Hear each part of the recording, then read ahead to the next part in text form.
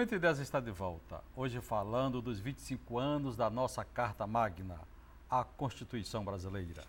Dr. Edson Portela, o que distingue a nossa Constituição das internacionais? É até bom fazer esse comparativo, porque o Dr. Valdetário falou sobre uma questão muito relevante sobre a democracia participativa. O que é bom da nossa Constituição é que ela tem uma base principiológica muito forte e muito interligada com os princípios de direito internacional e principalmente com as diretrizes que estão regendo a comunidade internacional. Então, isso é um aspecto da nossa Constituição que tem uma relevância assim, que a gente não sabe mensurar o quão relevante é, né?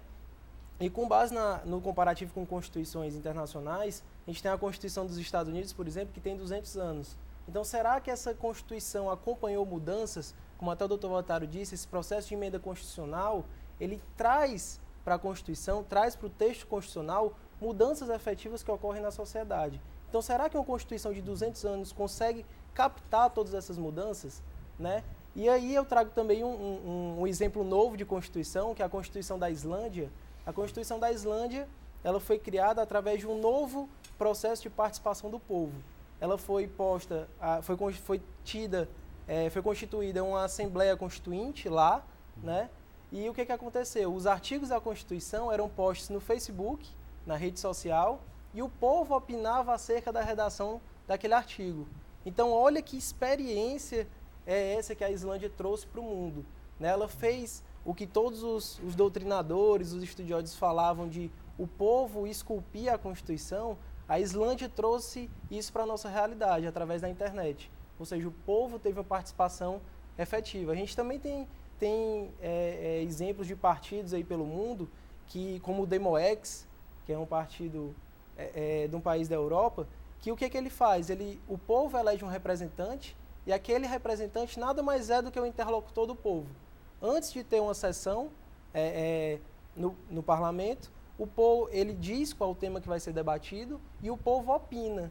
E a maioria dessas opiniões é que forma a opinião dele. Então ele estaria ali como um mero instrumento de voz do povo, né? Então a gente vê que pelo mundo já está acontecendo uma evolução que a nossa Constituição trouxe aqui para o Brasil, né? E o principal, ela deixou o processo democrático brasileiro em aberto, mas em aberto para evoluir. Como o Dr. Valdetário disse, e como Paulo Bonavides previu em um livro dele que fala sobre democracia participativa, ele falou que a internet seria esse instrumento que iria trazer essa forma de emancipação virtual do povo. A internet ia conseguir unir o poder do povo em um só instrumento, né? E isso aí gera várias discussões, inclusive sobre um tema que eu costumo falar, sobre a cyberdemocracia. Será que seria possível no processo evolutivo brasileiro a gente chegar numa democracia que tenha por base o governo transparente, o IGOV, que são informações dos governos publicadas na internet para o povo ter acesso? Será que a gente consegue abranger esse processo evolutivo que aparentava ser uma utopia, que parecia ser distante? Será que a internet, por intermédio da sociedade da informação, como o doutrinador Manuel Castells fala, que a gente vive numa sociedade onde tem uma enxurrada de informação e que cabe a nós, receptores dessa informação, decifrar quais as informações favoráveis e quais as informações que não servem, né? Será que essa sociedade de informação, misturada com a rede maior, que é a rede da internet, pode levar a uma democracia efetivamente participativa e direta, né? Então, acho que esse é o grande questionamento que fica.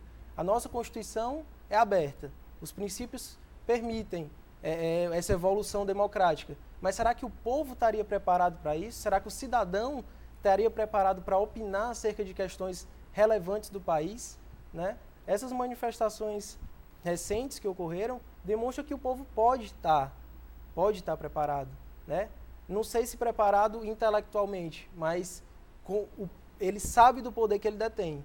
Essas manifestações que aconteceram durante aquele período, né, de crise aqui no Brasil, demonstraram que o povo tem ciência de que ele tem poder. Isso aí eu acho que é muito relevante para a nossa sociedade. Inclusive foi demonstrado isso, né?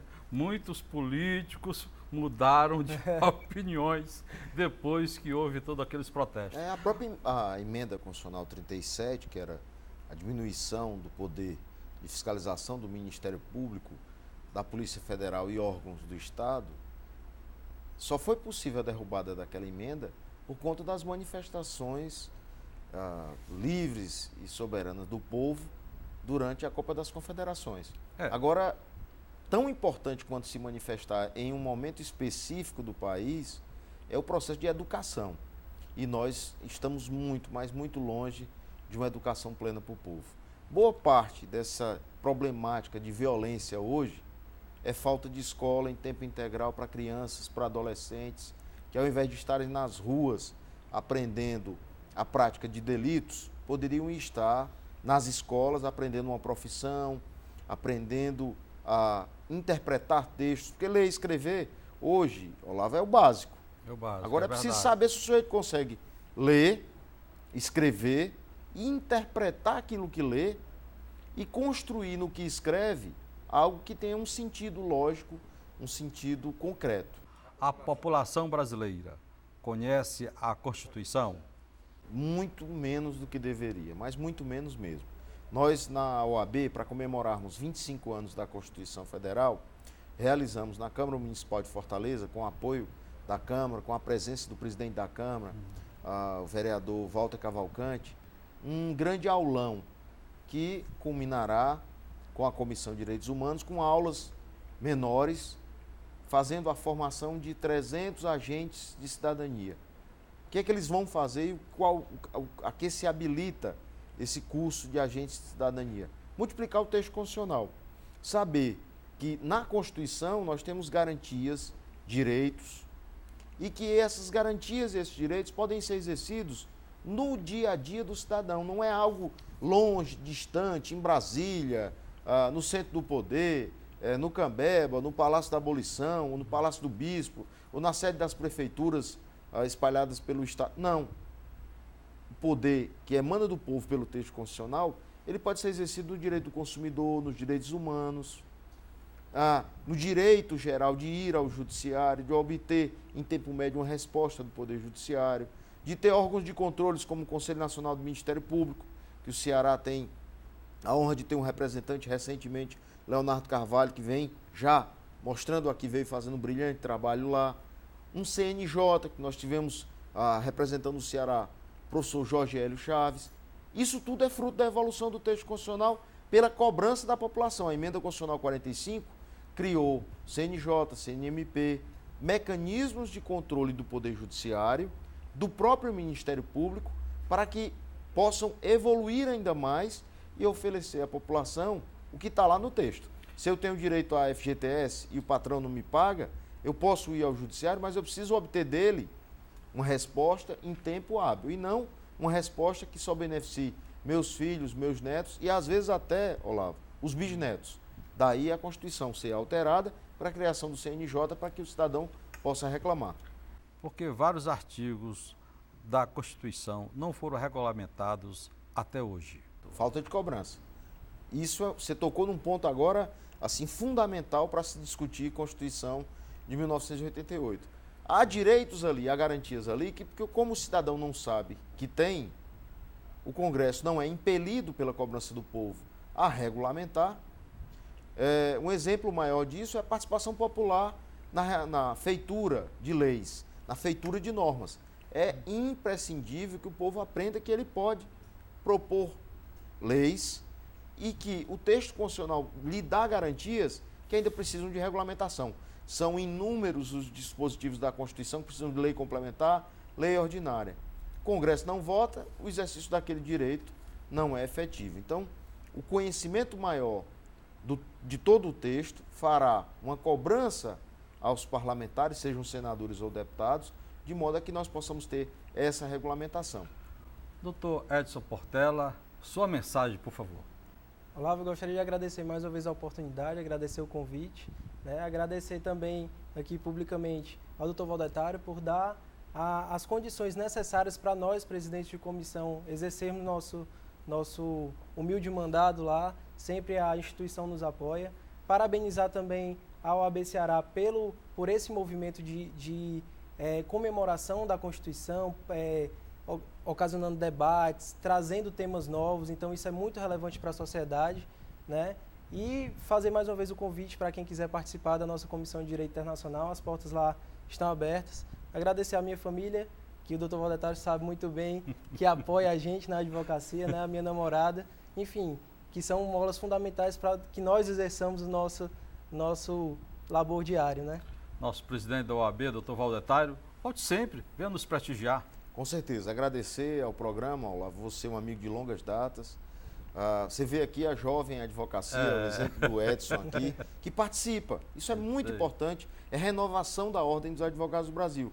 Os jovens advogados participando, hoje nós temos mais de 60 comissões trabalhando, umas definitivas, outras temporárias, mas permitindo que jovens advogados e advogadas, advogados experientes, possam contribuir com o trabalho do crescimento e do desenvolvimento da cultura jurídica e da cidadania.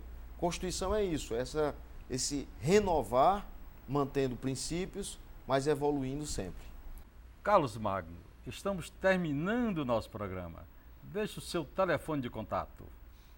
Olá, Vitor Timão, obrigado pelo convite, até a próxima oportunidade. Meu telefone de contato é 9982-2845.